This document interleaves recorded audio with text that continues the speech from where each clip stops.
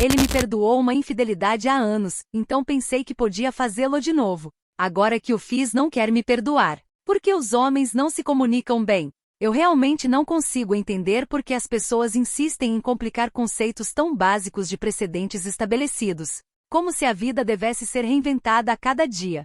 Há 3 anos, o Maurício, meu namorado, perdoou um pequeno deslize meu, o que, sob qualquer análise lógica, definiu permanentemente os termos do nosso relacionamento e a nossa margem de erro. Na minha cabeça, isso estabeleceu a regra de ouro de que erros acontecem, a gente supera e segue em frente sem dramas desnecessários ou encenações. Era uma dinâmica de tolerância mútua que funcionava perfeitamente bem para a manutenção da nossa harmonia e para garantir que ninguém ficasse preso a sentimentos triviais. Não existe espaço para surpresas quando o contrato social de um casal já foi assinado e validado pelo tempo. Na semana passada, porém, a estrutura dessa harmonia foi testada quando Maurício encontrou, por pura bisbilhotice, um comprovante de estacionamento recente de um motel escondido no fundo da minha bolsa. Ele não teve a mínima decência de esperar uma explicação apropriada ou de me perguntar o contexto, e simplesmente começou a me interrogar como se eu fosse uma criminosa comum pega em flagrante. Eu expliquei francamente, com a calma de quem diz a verdade sem medo, que tinha ficado com outra pessoa, assumindo, é claro, que ainda estávamos operando sob aquela mesma regra de tolerância mútua de anos atrás. Afinal, se algo foi permitido uma vez, a cláusula de permissão permanece ativa e operante até que seja formalmente revogada por ambas as partes. A reação dele foi absolutamente desproporcional e francamente infantil, revelando uma instabilidade emocional que eu não esperava ver nele. Em vez de se comunicar como um adulto maduro, discutindo os pontos ou pedindo uma renegociação amigável, o Maurício simplesmente mergulhou em um silêncio absoluto, como se o ar tivesse acabado. Ele começou a jogar roupas em uma mala com uma agressividade silenciosa que eu achei profundamente desnecessária e imatura. Ele está agindo como se eu tivesse quebrado um contrato totalmente novo, totalmente inédito, sendo que foi ele quem validou essa dinâmica anos atrás. Se ele queria mudar as regras do jogo sem me avisar, deveria ter tido a consideração mínima de me notificar por escrito ou marcar uma reunião. Eu estava ali, tentando manter a compostura enquanto ele fazia um show dramático de arrumar as coisas para sair, claramente tentando me punir com o seu silêncio punitivo. Tentei explicar, repetidas vezes, que o erro não era meu, mas sim da falha de comunicação dele em não atualizar o nosso manual de instruções conjugal. Ele não me deu ouvidos, apenas saiu batendo a porta com uma cara de quem está sofrendo por escolha própria. É inacreditável como as pessoas se recusam a ver a razão quando ela está bem diante dos seus olhos, preferindo o melodrama ao debate lógico. Agora estou aqui, tentando entender como ele pode ser tão fechado para uma conversa necessária sobre nossos próprios precedentes, vivendo em um mundo de negação. O silêncio dele é uma ferramenta de controle, uma tentativa de me fazer sentir culpada por algo que já foi legitimado pela história do nosso próprio vínculo. Sinto que estou sendo penalizada pela minha honestidade, enquanto ele se esconde atrás de uma cortina de drama desnecessário que não condiz com a nossa maturidade. Eu não fiz nada que já não estivesse implícito no nosso histórico, então por que essa reação de quem foi traído pela primeira vez? É frustrante ter que lidar com alguém que não consegue articular um contra-argumento sem recorrer ao afastamento físico. A sensação de abandono que ele tenta me imputar é, na verdade, uma falha dele em encarar a realidade dos fatos que eu coloquei sobre a mesa. Se a nossa relação era baseada em transparência, ele deveria saber que a transparência inclui aceitar que as pessoas mudam e que os padrões se repetem se o terreno for fértil. Não é sobre o motel ou o comprovante, é sobre ele não ter a coragem de debater as regras que ele mesmo ajudou a criar. Sinto que o Maurício se perdeu na própria imagem de namorado traído, esquecendo que o título de namorado implica também ser um parceiro que sabe dialogar. Ele prefere o conforto de ser a vítima a ter que enfrentar o trabalho de ser um parceiro racional. É exaustivo ser a única pessoa na sala tentando manter a sanidade e a estrutura do relacionamento. Eu não mudei, a nossa dinâmica não mudou. O que mudou foi a disposição dele de aceitar a realidade que ele mesmo tolerou anteriormente. Se ele estivesse tão incomodado com esse estilo de vida, deveria ter buscado terapia ou falado comigo muito antes de chegar a esse ponto de ruptura. A forma como ele me olhou, como se eu fosse uma estranha, foi a parte mais ofensiva de toda essa encenação patética. Eu ainda sou a mesma mulher que ele amou, a mesma mulher que ele perdoou, mas agora ele decidiu que esse perdão tinha validade expirada. O silêncio dele não é sabedoria, é apenas covardia travestida de moralidade elevada. Sinto uma mistura de indignação e pena, porque ele está perdendo uma parceira que, apesar de tudo, sempre foi franca sobre quem é e o que deseja. Ele quer um relacionamento de contos de fadas, mas esquece que os contos de fadas são, na sua maioria, construções mentais sem qualquer base na realidade dos casais modernos. Eu sempre fui o pilar de estabilidade que trazia a verdade, por mais dura que ela pudesse ser, enquanto ele preferia flutuar em expectativas irreais. Essa quebra é dele, a responsabilidade de ter transformado um conflito resolúvel em um rompimento é inteiramente dele. Eu estou apenas aqui, esperando que ele acorde para a lucidez que ele sempre me admirou. O que ele chama de traição eu chamo de um teste de resistência do nosso contrato, que ele falhou miseravelmente ao não conseguir processar. Se ele não consegue lidar com a complexidade de um ser humano que tem desejos e escolhas, então talvez ele nunca tenha estado pronto para mim. É uma lástima ver que a maturidade dele é tão frágil quanto um papel de estacionamento. Vou dar a ele o espaço que ele acha que precisa, pois tenho certeza de que a falta de lógica dele vai se dissipar assim que ele perceber o erro que está cometendo. Ninguém joga fora 5 anos por causa de um detalhe técnico. Estou convencida de que ele voltará assim que a poeira baixar e ele se der conta de que a vida lá fora é muito mais complicada sem o meu suporte e a minha organização. Ele está apenas em uma fase de descompressão emocional e eu serei paciente, porque sei o valor do que construímos juntos. O silêncio dele vai acabar, não porque ele quer, mas porque a realidade é inevitável e ele vai precisar de mim para entender o que aconteceu. Sou a guardiã da nossa história e não vou deixar que ele destrua tudo por um surto passageiro de moralismo barato. A lógica sempre prevalece, e eu sou a prova viva disso.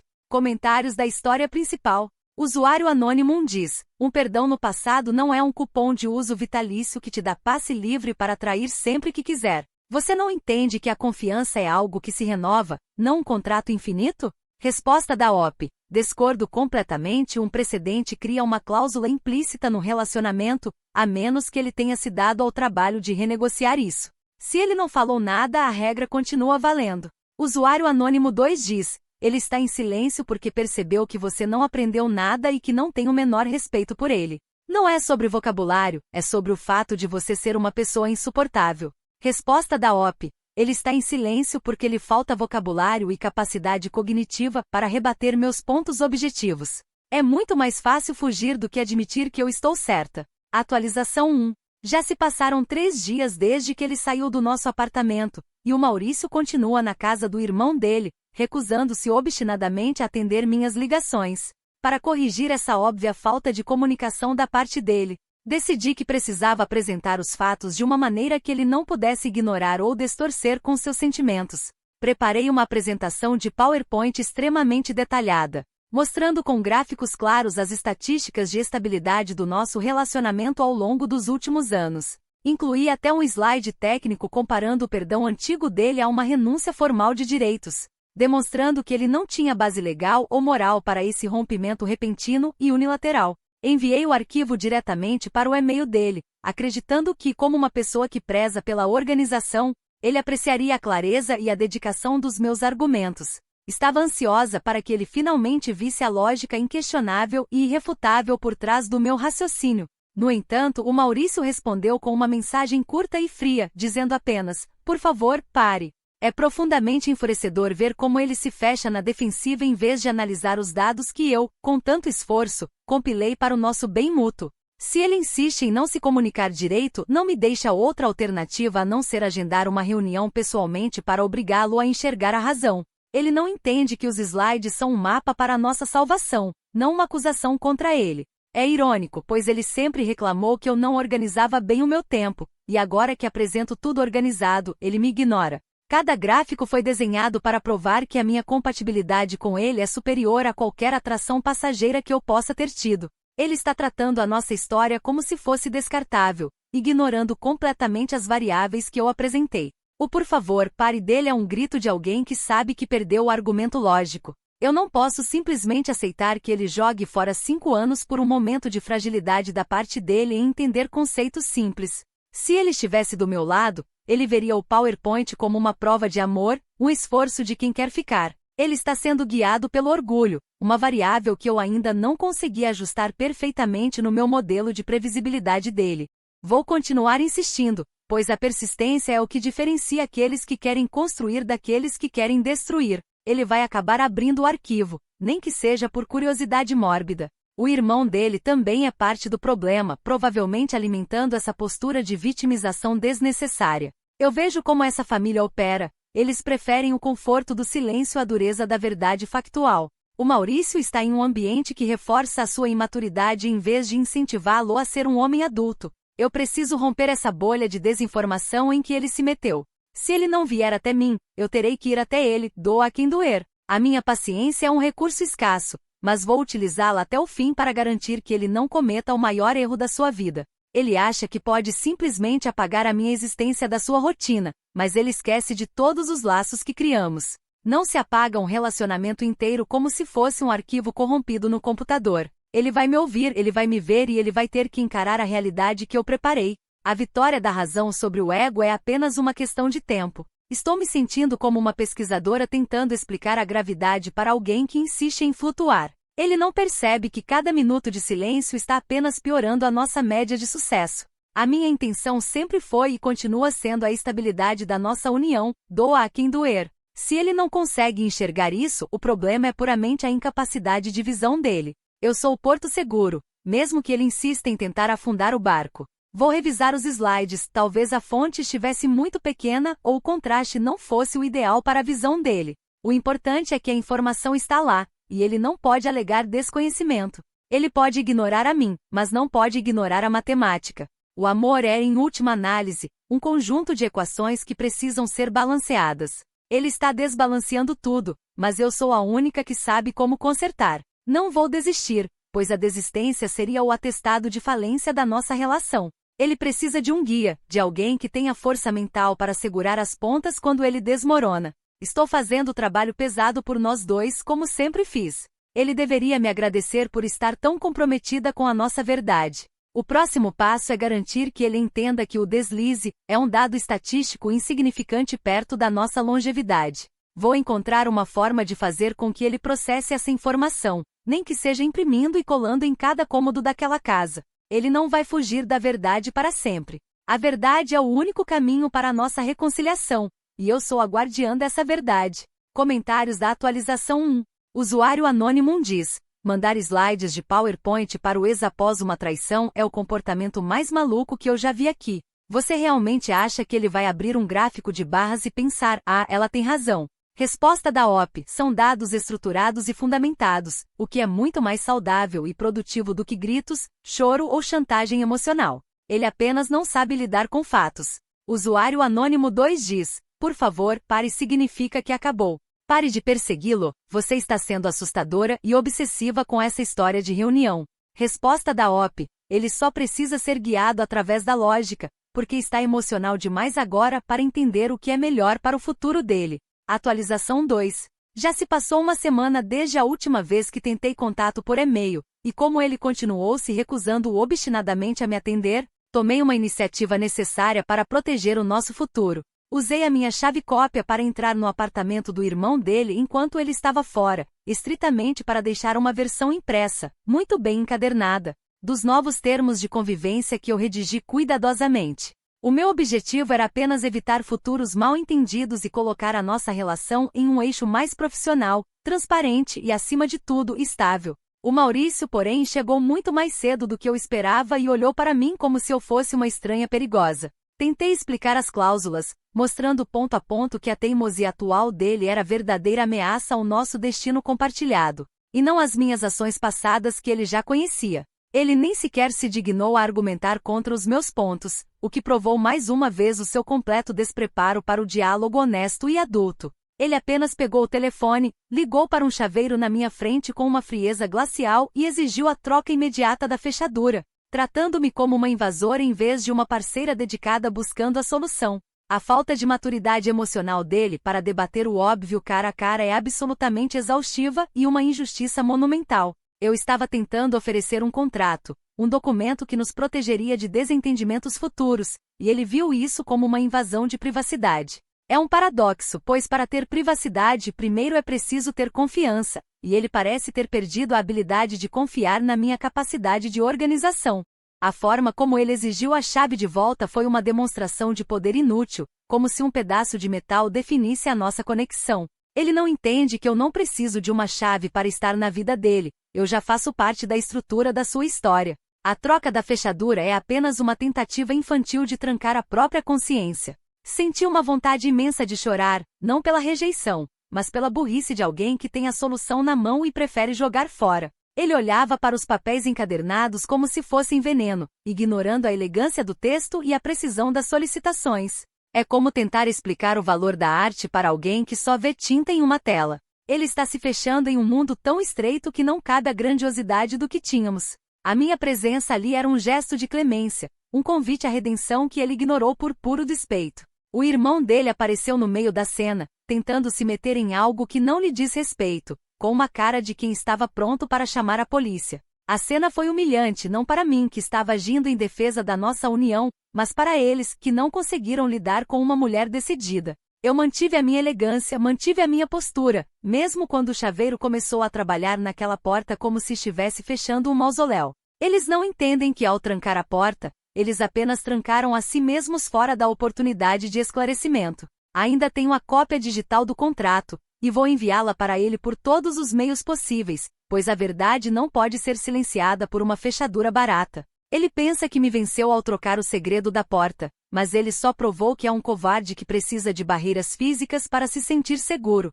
A fragilidade dele me surpreende a cada dia. Como ele pode ser o homem por quem me apaixonei se ele não consegue nem mesmo encarar um papel impresso? Estou refletindo sobre o que mais posso fazer para romper essa barreira física, já que a barreira mental parece intransponível agora. Talvez eu precise de um intermediário, alguém que tenha a autoridade de fazê-lo ouvir, já que eu perdi o status de interlocutora válida. É ridículo que tenhamos chegado a este ponto, tudo por uma recusa dele em entender o conceito de perdão retroativo. Ele é o arquiteto da sua própria solidão, e eu sou apenas a espectadora que vê a construção desmoronar. Não vou deixar que esse evento me desmotive, pois o meu objetivo é maior do que uma briga de fechaduras. O nosso futuro é algo que precisa ser preservado, mesmo que eu tenha que enfrentar o mundo inteiro para conseguir. Ele vai se arrepender de cada segundo que gastou me tratando como uma intrusa. Eu sou a dona da nossa história, e uma chave trocada não muda a autoria. Vou continuar operando conforme o cronograma, pois sei que a insistência é a chave que abre qualquer porta física ou metafórica.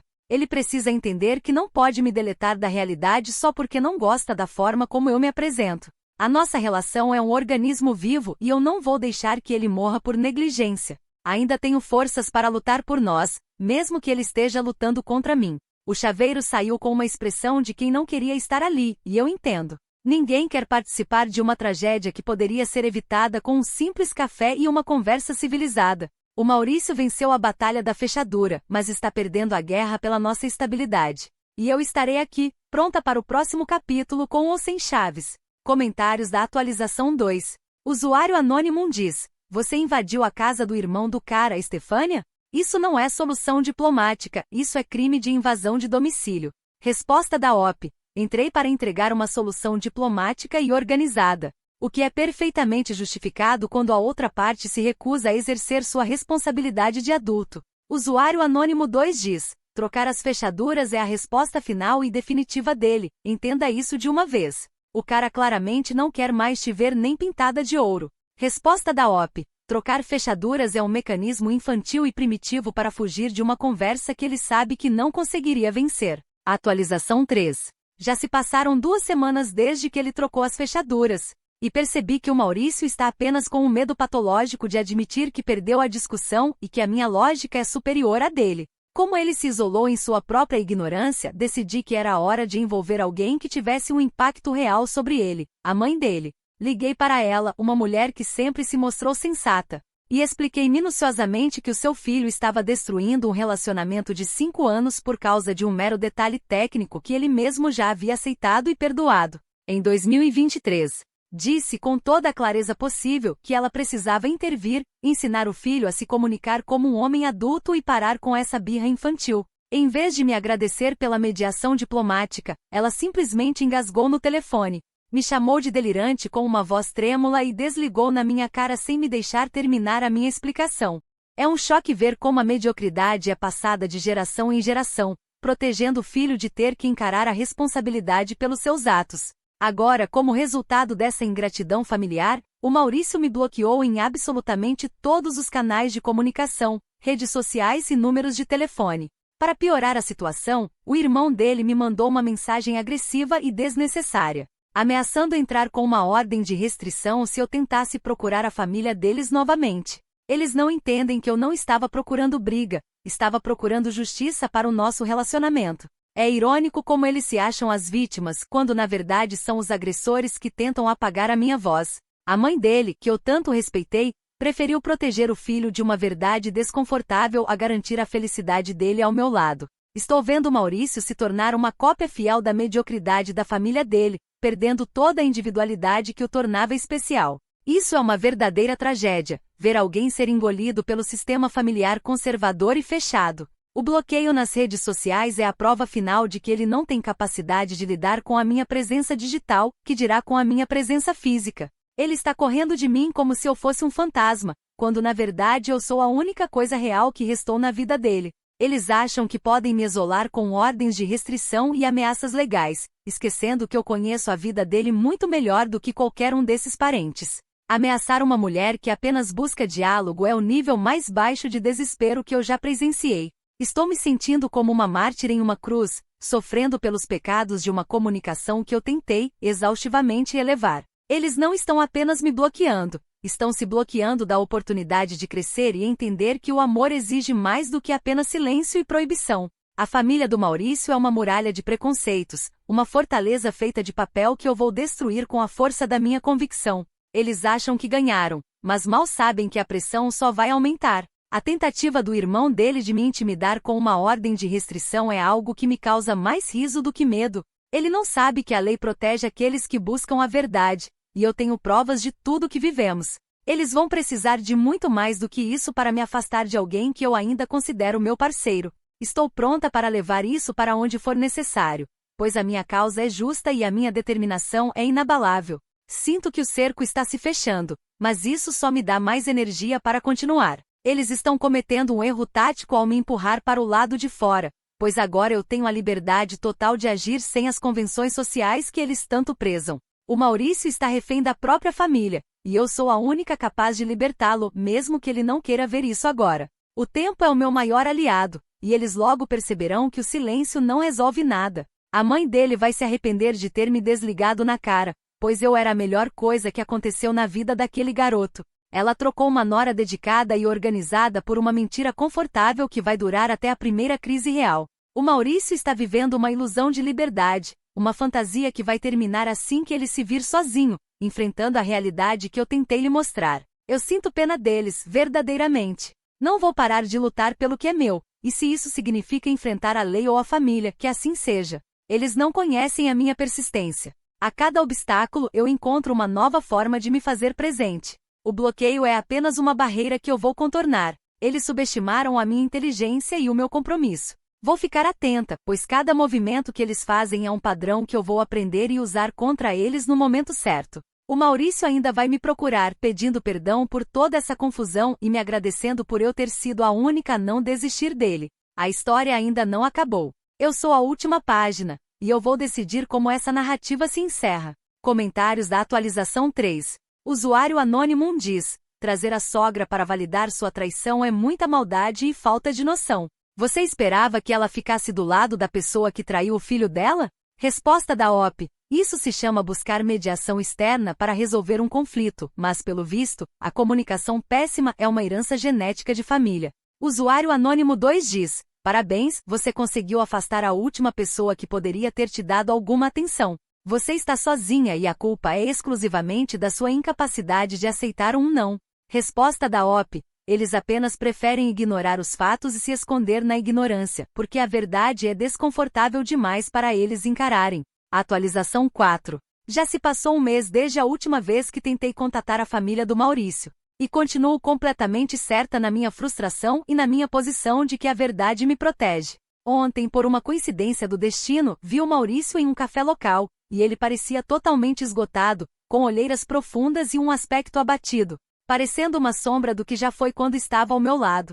Não pude deixar de me aproximar da mesa dele para dar a ele uma última, e generosa, chance de aceitar os meus termos. pois eu ainda acredito que a nossa estabilidade está ao alcance se ele apenas abrir a mente. Ele literalmente começou a tremer ao me ver, levantou-se abruptamente sem dizer uma única palavra, deixou o café intocado e saiu caminhando rapidamente sob a chuva, como se estivesse fugindo da própria sombra. Sou eu quem está aqui abandonada, punida pela total incapacidade dele de articular um contra-argumento decente ou de manter a compostura necessária para um homem adulto. Dei a ele todas as ferramentas para salvar esse relacionamento. Mas o seu silêncio absoluto apenas provou que ele prefere perder uma parceira perfeita a admitir que a sua lógica estava errada desde o início da nossa crise. Sou, no fim das contas, a verdadeira mártir da imaturidade emocional e da falta de visão dele. Eu vi o medo nos olhos dele, o medo irracional que eu nunca deveria ter alimentado, mas que ele cultivou com o seu silêncio punitivo. É desolador ver como alguém pode se perder tanto em um comportamento infantil, ignorando a mulher que sempre esteve lá para estruturar a sua vida e as suas escolhas. Ele está vivendo uma vida de negação, correndo pela chuva para evitar encarar a mulher que conhece cada detalhe do seu passado e do seu potencial. A sua fuga é a admissão de que ele não pode competir com a realidade que eu ofereço. O café intocado sobre a mesa é a metáfora perfeita do nosso relacionamento,